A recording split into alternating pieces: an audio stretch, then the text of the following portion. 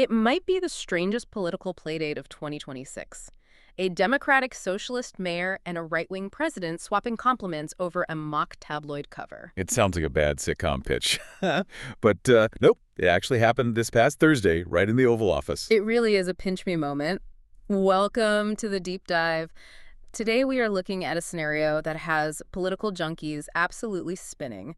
New York City Mayor Zohran Mamdani sat down with President Donald Trump. And they didn't just sit down. They apparently got along really well. Which is the wild part. So here is our mission for this deep dive. We need to unpack how these two men who were literally calling each other communist and fascist just a few months ago are now playing nice. Right. And more importantly, we want to give you a clear look at the actual numbers. We are pulling political analysis from the ECPR, along with hard budget data from the New York Housing Conference and Benzinga. Yeah, because while the photo op was all smiles, the actual budget data coming out of the White House tells a totally different story. A completely different story. It is a classic case of watching what they do, not what they say. We are looking at a $21 billion request for housing in Queens, sitting right next to a federal proposal that would gut housing funding by 44%. Talk about emotional whiplash. Seriously! Okay, let's start with the meeting itself, the news hook. Because Mamdani didn't just walk into the White House empty-handed, he brought a prop. He did, and honestly, it was a pretty brilliant move. Yeah. He brought a mock newspaper front page. He had it designed to look exactly like a classic New York tabloid. Big, bold letters reading, Trump to city, let's build. I love that. It's so cheeky. It is incredibly savvy. See, it is a direct play on the most famous headline in New York history. Back in 1975, the Daily News ran the headline, Ford to city, drop dead. Right. That was when Gerald Ford essentially told a bankrupt New York City to just figure it out on their own. And that headline basically cost Ford the election in New York. It is legendary. Yeah, exactly. So Mamdani flips it. He appeals straight to Trump's ego. He is basically saying, you are not Ford. You are the builder. You are the guy who saves the city. And we all know Trump loves a good headline. Oh, he ate it up. Reportedly, he was very enthusiastic about the whole thing. It validates his entire self-image. He doesn't want to be seen as a typical politician. He wants to be the tycoon. But Mamdani wasn't just there to stroke the president's ego. He was pitching a monster of a project. The Sunnyside Yard proposal. Which- And for those of you listening who aren't New York locals, we need to explain what this place is, because it is not just some vacant lot. Not at all. Sunnyside Yard is basically the white whale of New York real estate. It is a massive, active rail yard right in the middle of Queens. With trains running through it constantly. Constantly. Every mayor for the last 30 years has looked at that huge open space and said, hey, we should build there. But nobody actually does it. Because it is a total engineering nightmare. You have to build a giant deck over active train tracks. It is incredibly expensive and technically difficult. You are essentially creating brand new land out of thin air. Which definitely explains the price tag. Mamdani is asking for $21 billion. That is a B for billion. It is a staggering amount of money. But the pitch is equally big. He wants to build 12,000 affordable housing units right on top of that deck. 12,000 units. That isn't just a housing development. That is a small town. It really is. And the projection says it will create 30,000 new jobs. Mamdani is billing this as the largest housing investment in the city in over 50 years. He is pitching a legacy. So let me get this straight. He goes in, shows Trump the Let's Build headline, pitches the biggest construction project in half a century, and it worked. It seems to have worked. They agreed to keep talking. And there was a tangible win, too, a real sweetener. Trump agreed to release Elia Geva. Right. She is the Columbia University student who had been detained by immigration agents. Exactly. And getting a detainee released is usually a massive diplomatic heavy lift.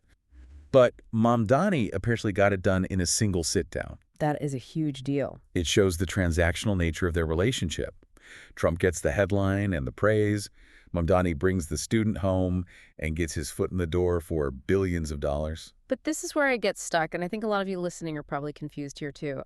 How do you go from he is a fascist threat to democracy to, hey, let's build skyscrapers together? It feels like a glitch in the matrix, doesn't it? It really does. It makes no sense on the surface. But if you dig into the political science, specifically looking at the analysis from the ECPR, it actually makes perfect sense. It is the odd couple theory of populism. Okay, break that down for us, because normally we think of democratic socialists and right-wing conservatives as being on total opposite ends of the universe.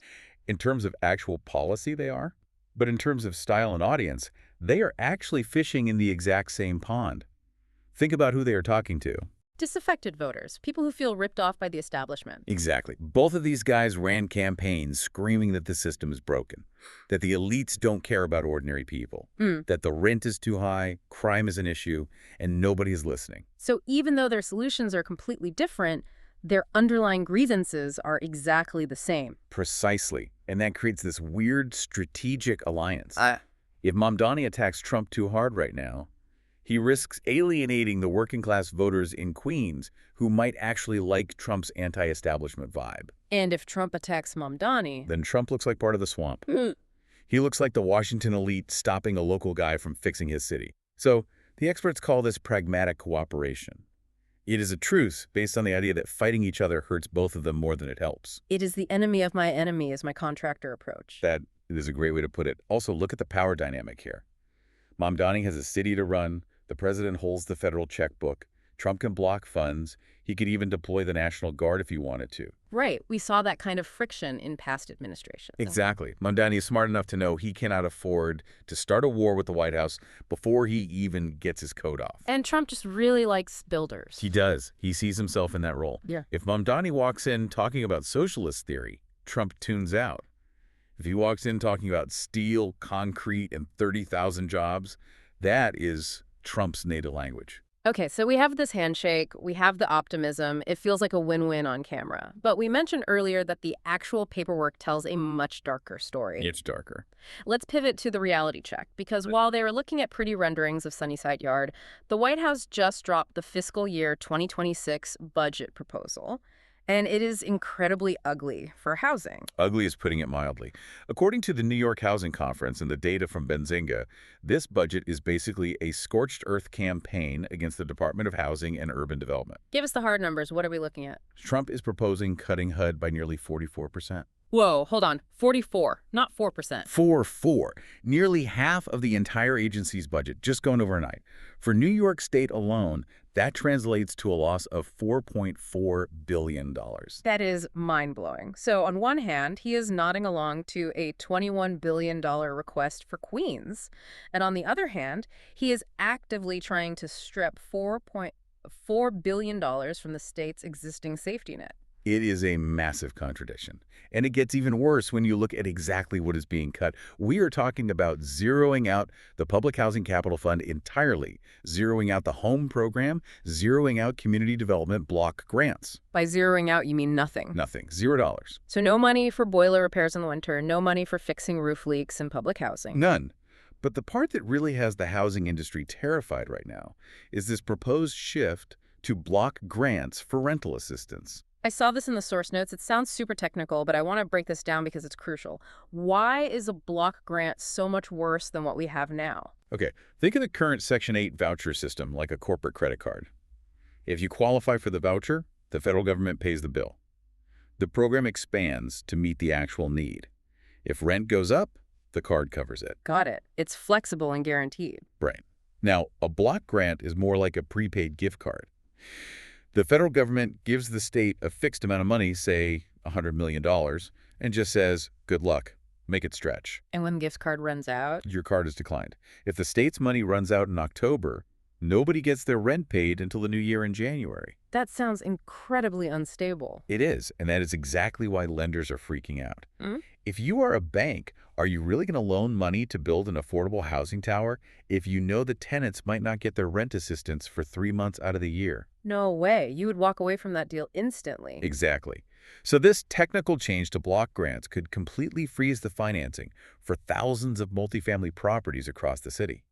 It grinds new construction to a dead halt. Which is deeply ironic, considering they were just smiling over a "let's build" headline. It completely undercuts the entire Sunnyside proposal. But there was one other detail in that budget that felt much more personal: the term limits. Yes. This is the one that keeps housing advocates awake at night. The new budget proposes a strict 2-year term limit for housing assistance for any household that isn't elderly or disabled. 2 years. So let's play this out in the real world. I am a single parent. I lose my job. I get a voucher to help keep a roof over my kids' heads. 2 years later, I am just kicked off. That is the proposal. regardless of whether you found a new job, Mm-hmm. regardless of what the current rent prices are. 2 years hit, and you are out. What is the actual real-world impact of a rule like that? The Housing Conference estimates that in New York City alone, 200,000 households would face immediate eviction or loss of support. 200,000 households. Yes. That is nearly the entire population of Buffalo just evicted. It would trigger a humanitarian crisis in the city. So as an observer, you have to hold these two conflicting images in your head at the exact same time. Image one being Mamdani and Trump smiling over a plan to build 12,000 new homes. Right. And image two is a federal policy that kicks 200,000 families out of the homes they already have. It is like trying to fill a bathtub with a teacup while somebody else is drilling holes in the bottom with a power tool. That is a terrifyingly accurate visual, and it perfectly captures the underlying tension of this odd couple alliance. So this leads us to the big question for the future. Is Mamdani getting played here? Or is he playing 4D chess? Can this pragmatic truce actually last when the rubber hits the road? If you ask the political scientists from the ECPR, the outlook is pretty grim. Why is that? Because populism, that shared grievance that binds them together right now, is what experts call a thin ideology. Thin? What does that mean in this context? It means it is really great for identifying enemies. It is fantastic for campaigning. The system is rigged, drain the swamp, everyone agrees on the problem. But a thin ideology doesn't tell you how to actually govern. Right. It doesn't write the policies. Exactly. For that, you need a thick ideology, like socialism or conservatism. And that is exactly where these two crash into each other. Hard. Once the photo op is over and they actually have to sit down and negotiate the details of those block grants or those 2-year term limits, that thin glue just falls apart. Mamdani fundamentally believes housing is a human right. Trump fundamentally believes the free market should dictate everything. They are completely oil and water. Right. The expert consensus is that a massive clash isn't just possible, it is inevitable. Mamdani is trying to use the government system to redistribute wealth and create safety nets. Trump is trying to dismantle that same system to unleash the private market. You simply cannot do both at the same time. So Mamdani is walking this crazy tightrope. He desperately needs the cash for Sunnyside Yard to prove he can deliver on his big promises, but he also has to fight the very administration he is negotiating with just to save his own constituents from mass eviction. And on the flip side, Trump is likely using Mamdani to show the country he is a unifier. He wants to be seen as the ultimate builder, knowing full well that his own budget director is writing policies that would dismantle Mamdani's entire city safety net. It is a high-stakes gamble for both of them, but honestly, the stakes are highest for the everyday people living in those apartments. Absolutely. We are talking about real lives and real homes here, not just political points. It is going to be a fascinating and probably pretty terrifying few months watching this all play out. Terrifyingly fascinating is definitely the right term for it. Before we wrap up today, I want to leave you, the listener, with a final thought to chew on. We spend so much of our time putting politicians into these neat little boxes. Left versus right, red versus blue. But looking at this meeting in the Oval Office, looking at that "Let's Build" headline, I want you to ask yourself, are those old labels actually dead?